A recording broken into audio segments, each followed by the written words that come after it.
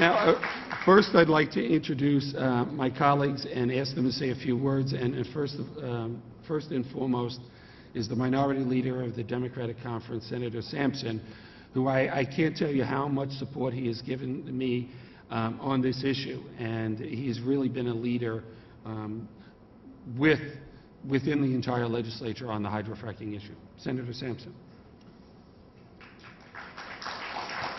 Thank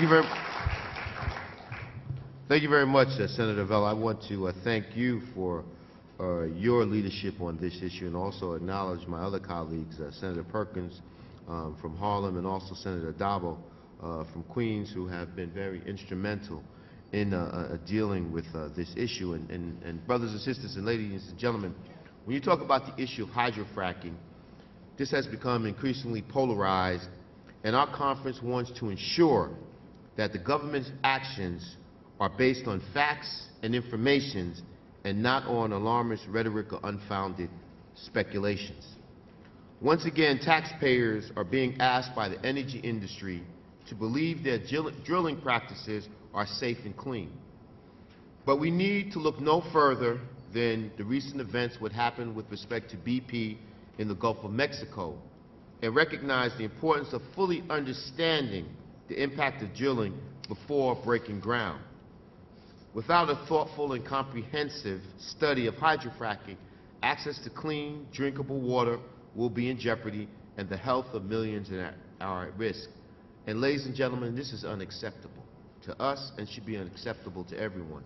We want jobs like everybody else wants jobs, but to what expense are we willing to go?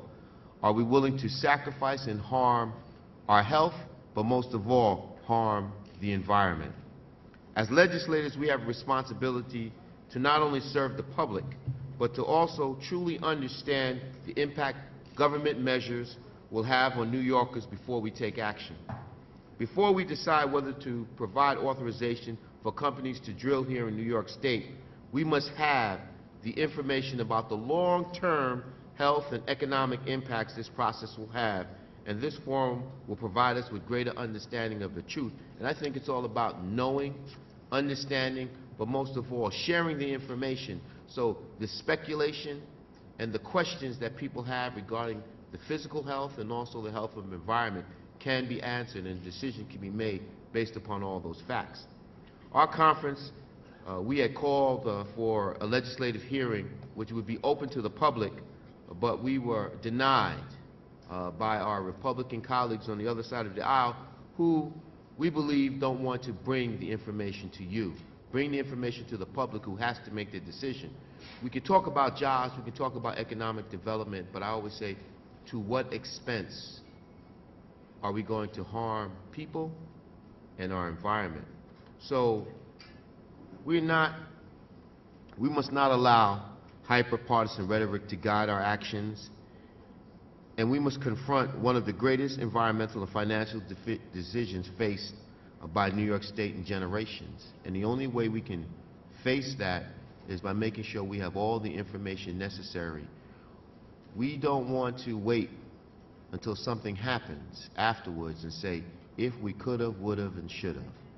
We need to do it now before we're in that position where we have to ask those questions. So I want to thank all my colleagues for their leadership, and I want to thank you for your commitment to ensuring that the health and safety and the environment should always come first when dealing with economic issues. We can have both as long as we have the information necessary to prevent any disaster that may occur. Thank you very much, ladies and gentlemen.